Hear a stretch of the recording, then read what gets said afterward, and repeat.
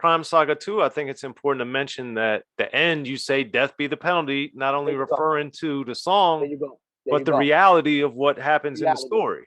Fucking with that dirty game, death is always the penalty. Always.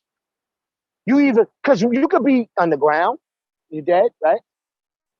6 feet deep, like the Gravediggers album. Or you could be behind the wall. You're dead to the world. I got uncles who's doing 45, 50 years. They dead to the world. They ain't gonna see the streets. I got dudes doing life, no parole. Dead to the world. Everybody ain't gonna see them. Only those who go visit him, which is their immediate family. And they can't keep going all the time because life goes on. You too far away. Nothing we can do about it. We love you. We're gonna send you packages, stay in touch with you. You need that, take your head behind the wall, outside of the wall for a little while. But this shit is hell out here. It's hard to survive. So those visits are gonna get less and less now. Yeah. Because everybody can't keep going up there all the time. But I know some family members who moved to the city where the jails are at, just so they can make it more convenient and the visits easier. Instead of 8-hour drives on the bus there and 8 more back. Boom, it's right down the block. You know what I mean? Yeah. So, but everybody ain't financially ready to make that move. All their kids is in school and they ain't ready to move and switch up and start all over. Different situation. Plus, people get transferred too. So there you go. And then some people get in a hole and you can't, no visits. Done. So yeah. Dead to the world. Even dead to the jail. Even their friends in population and in mess hall don't see them. They just get a tray slid under the door. That's it. For 20 years is some crazy, right? So yeah, when you in jail, you dead to the world. And when you dead, man. Your spirit lives on and lives through us. And the way you get immortalized through us is we got you in a video before you passed away. So we always can watch you in the physical again every time we watch the video. That's about it. Mm-hmm. Till we meet again. The Crime Saga video too, GZA directed that, and you've done so many videos over the years, including some before that and then after.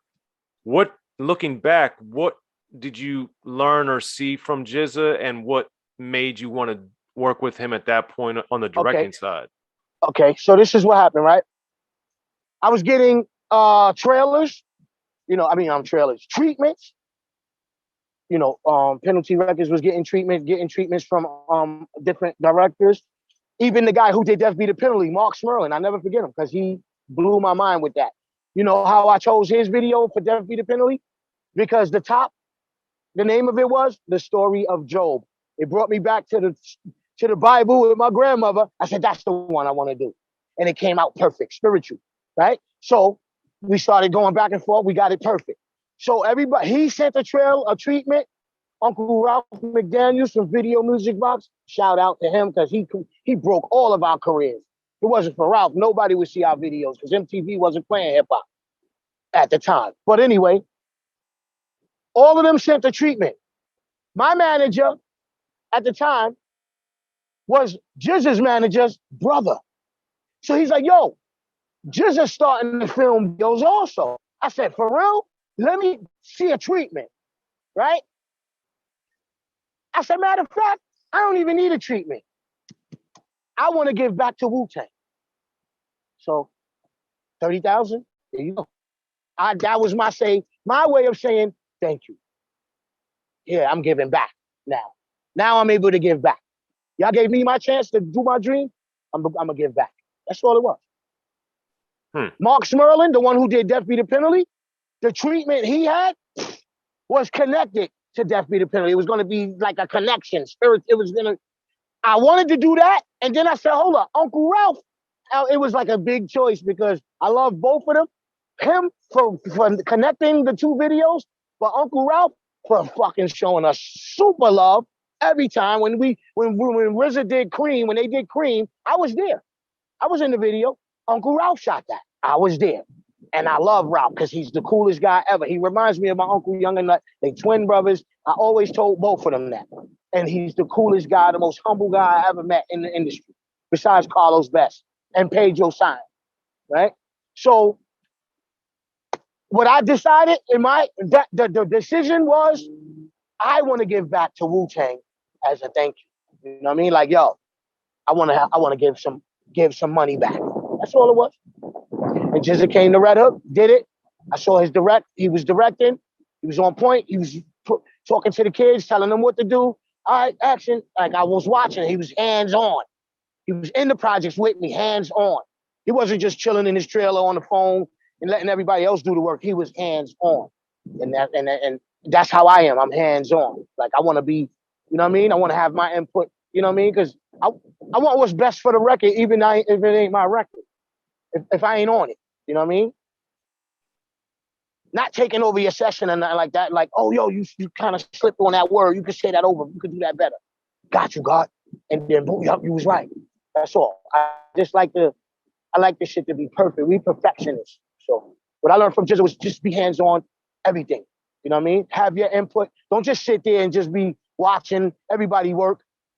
Even if it ain't your song or your video, you could throw your ideas in the air too. It might just stick. You know what I mean? Because you know, we all geniuses in our own right. So once I lock into the concept of what we're doing, I can add on because I got experience. So yeah. Okay. That's what I loved about that. I just wanted to give back, you know what I mean, to my brothers, man. They gave me my first, he gave me life. Yeah. It's like he gave me life, man. RZA gave me life, man. First words was bear witness. Came out the music womb. Yeah. Word. And then a little bit after that with the Street Parables, another collaboration. Yeah, Lord Jamal. Yes. Mm-hmm. So that Lord one, yeah. I thought you guys worked so well together on that song, and that's with God's Work. So break down getting with him and the God's Work label. Yeah, what it was that's my label, God's Work, right? What it was after I didn't do no more business with Penalty, I went independent and I started my own label. Lord Jamal had 7G Entertainment, his own label, so we collabed. And I had my man Pedro. He came in. He was executive producing, like helping out financially or whatever he could do. He was just wanting to be there to help. Just wanted to see it happen. You know what I mean? So I was like, yo, what happened? How I met Lord Jamal, right? It was one day I had to go to the car mechanic on 3rd Avenue. It was 3rd Avenue and like going towards downtown near Gowanus area, right? Between Red Hook and downtown Albee Square Mall area. So the car is going to lift. They fixing everything. So I'm outside on the phone, on the payphone. So I saw a burgundy MPV and I saw it stop and I saw somebody with dreads and they looked and then they flew around. Like I said, that dude just watched me. He coming back around. Who's this, right? So I'm looking, he come. It was Lord Jamal. He like, peace, God. I was like, yo. He was like, yo, I just finished watching you on BET, Death Be the Penalty. That's my shit, God. We love you, God.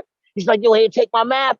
He said, right there. And you see the clock? I live right there, State Street. I'm like, right there? He said, I got the studio, everything. Come through. Let's work. Next day, I went right over there, and that was it.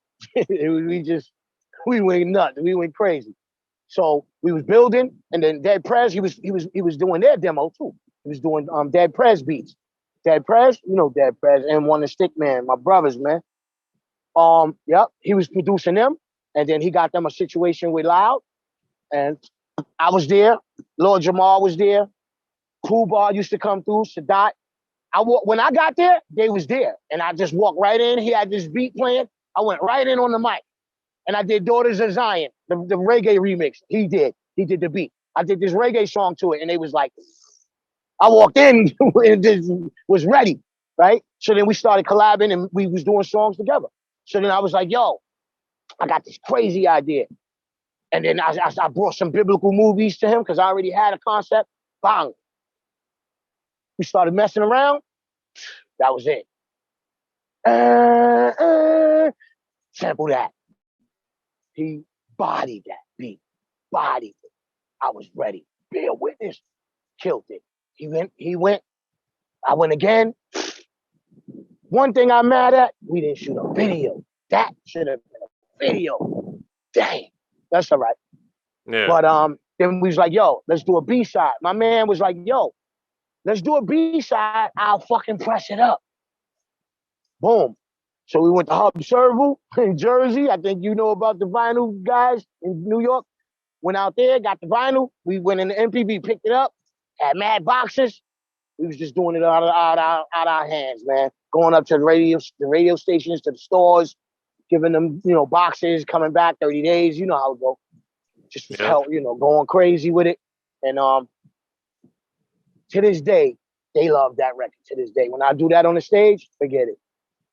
It feel like they be like, yo, it's like the Ten Commandments, like Moses, or like it's something else. It's not regular hip hop. It's not normal.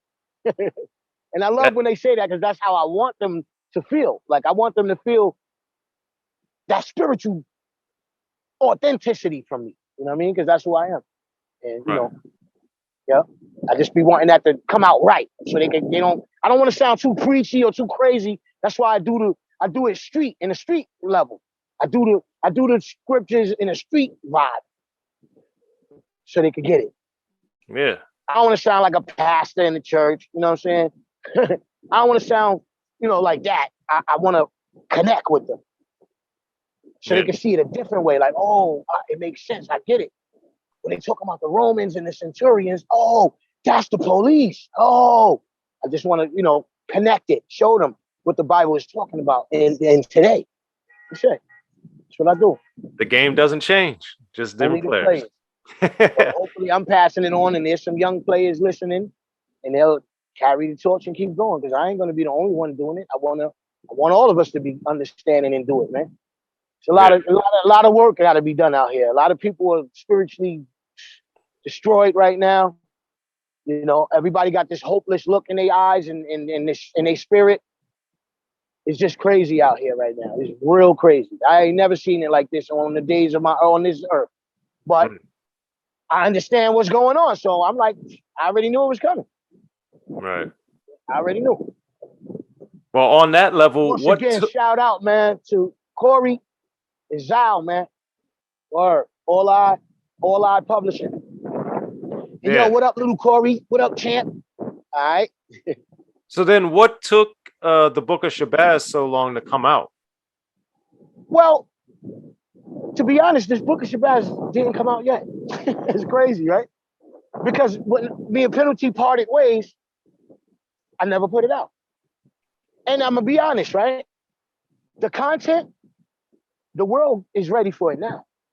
Because I was, when you ahead of your time, the world, like the events in the earth, it caught up to what I was talking about right now. And it's still something that's ahead that ain't even happened yet. So music like that is timeless. It's going to always be on time, because everything didn't happen yet. And I talked about everything that was happening, and that was coming. So there's a lot of stuff that still didn't come yet, and it's all in them contexts. But yeah, I got right now, put out a project just now called King David. It was on August 25th, 26th. So on Bandcamp, Shabazz the Disciple. The album is called King David. Just put out another one before that called Kwame Asherala. That means rise up, man. Rise up. And some crazy ones on that one. That's on Stone Mecca.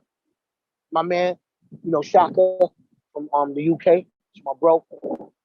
We working together, putting out projects. And he put out before that, he re-released the Passion of the Hood Christ, because I had pressed that up in 06 for the Killer Bees tour, 2006. I pressed up the CDs, the DVDs, ran out. But he was like, yo, let's repress that. I want to put that out again.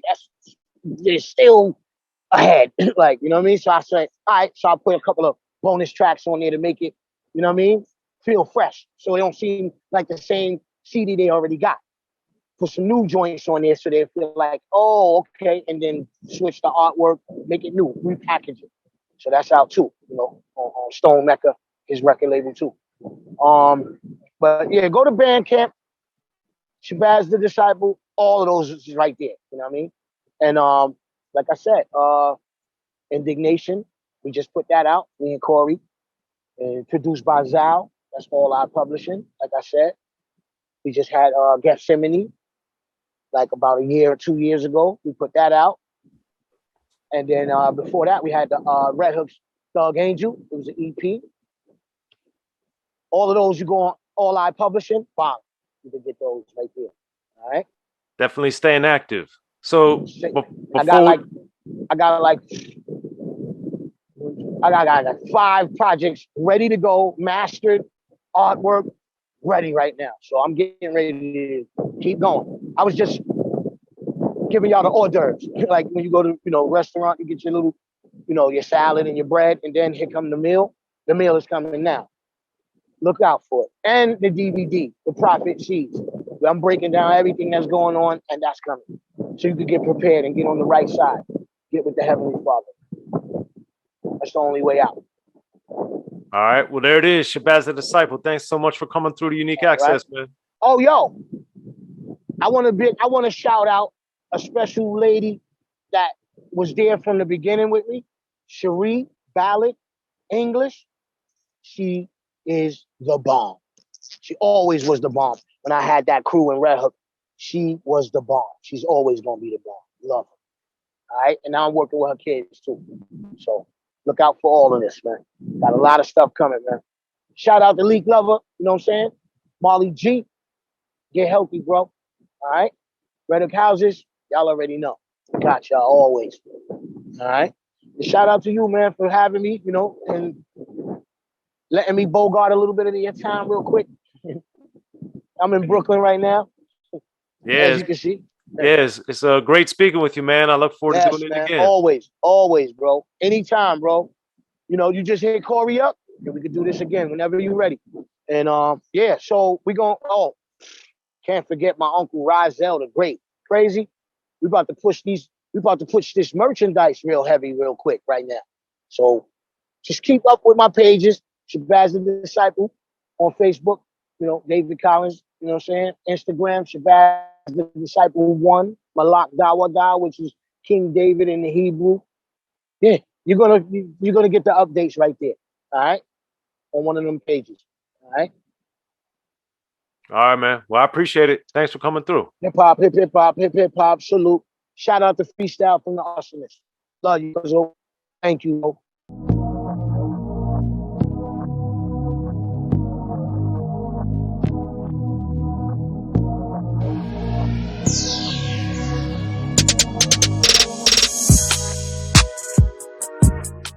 In the beginning, hip-hop was ruled by the East Coast. Then the West Coast rose to prominence, thanks to gangster rap. Straight out of Compton, crazy motherfucker named Ice Cube. Hip-hop changed the world. Gangster rap changed the narrative. I'm representing for the gangsters all across the world. And then changed the world again. Cause I'll come and take your life away. The history of gangster rap features unheard stories, unseen photos and documents, all with exclusive interviews from the founders and players who shaped gangster rap. I think a real gangster rapper has to scare you a little bit. The history of gangster rap written by veteran rap journalist Soren Baker. In stores now. Yo, what up? This is DJ Quick. Be sure to pick up my homeboy Soren Baker's book, The History of Gangster Rap, if you really want to know what we do.